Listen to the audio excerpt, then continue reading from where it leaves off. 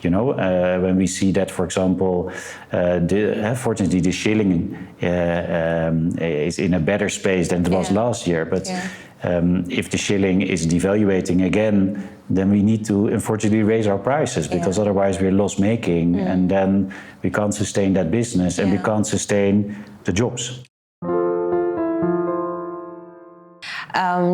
So in terms of your journey so far, we did watch from the videos from your team that you're operating in Kenya, Kigali, and Kampala, Uganda.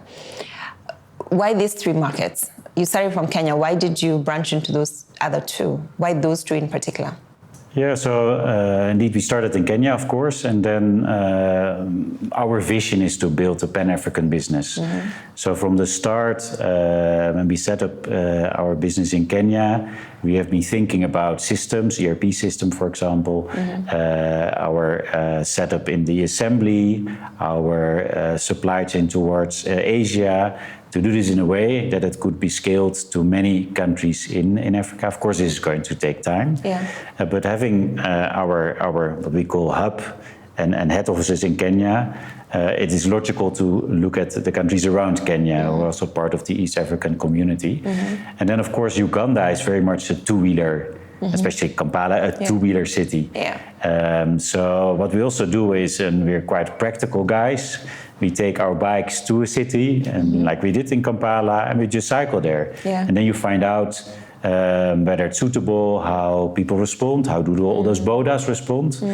And funnily enough, we very quickly felt really at home in Kampala, because we are two-wheelers as well. We were really moving with the flow. We also had some customers in Kenya who would be interested to work with us, for example, Glovo in Kampala. So that made us decide in the end to also start in Kampala. Rwanda is a bit a different story. Rwanda is very much an EV country. When you think about EV benefits, and leading in EV, Rwanda is really leading all the African nations. And it's very much a cycling country. It is. In 2025, the World Championships cycling will take place.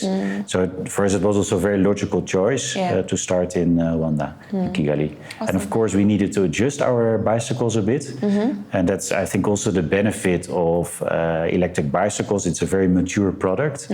So we don't need to do a lot of R&D when we find out that, for example, our bicycles here in Nairobi were not strong enough on the hills of Kampala and Kigali. We very quickly ordered new motors, a bit stronger. In a week we tested them, and then we ordered our new bikes with those motors. As we conclude, I just wanted to understand what next for eBee? Like, what are you seeing in the near future for eBee? So we believe that there's an enormous opportunity to make bicycles and electric bicycles big in Kenya. We've only touched the surface. We are looking for ways to make it more affordable, and so working together with microfinance companies should enable that. The big microfinance companies who are active in mobility have not yet made the step towards electric bicycles. They've now started to adopt electric motorbikes. So we strongly believe we will be next in their portfolio. So then we make it affordable and accessible.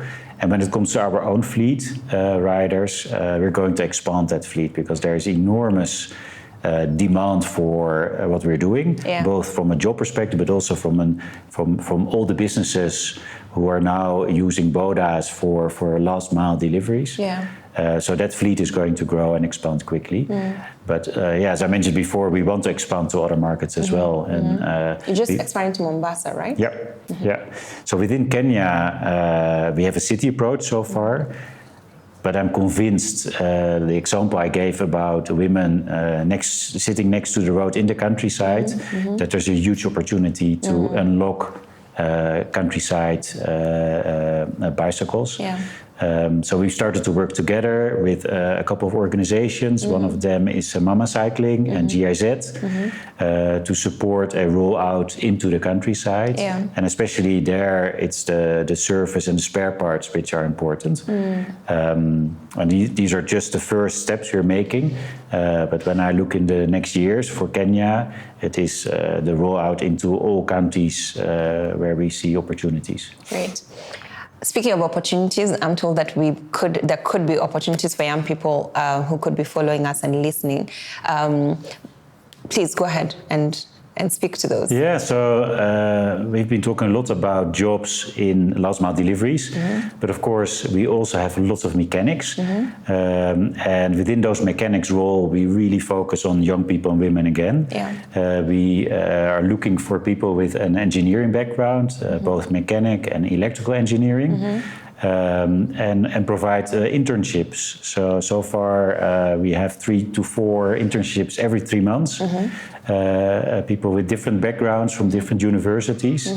And they're enjoying working with us, but we also see that they bring lots of talent. They bring youthful dynamics into the team. Yeah. So we are always open for people to apply for these roles. So Stan, thank you so much for joining me today and for sharing your inspiring story around what you're doing together with your co-founders and how you're helping young people, and also sort of like shifting the dynamics around a cultural view of cycling that has always been a male-dominated space like many other careers. But thank you for your contribution, and thank you for the work that you're doing together with your amazing team that I got to meet. Thank you. And thanks for coming. It was a pleasure. Absolutely. Thank you. So there you have it. If you're a young woman or a young lady and you've finished campus and you're looking for an internship opportunity as a mechanical engineer or an electrical engineer, this is your opportunity. Please apply to eBee because you could be inspired. I was so amazed to watch the story of one of their young mechanical engineers who worked, in the aeronautical space and then went to work in eBee. And she says she actually prefers the bikes to the planes. Imagine that. There must be something they're getting right, and you can only find out if you go there. So please do apply. All you guys, you keep asking us, you want jobs, you want opportunities. If you are an engineer, this is your opportunity.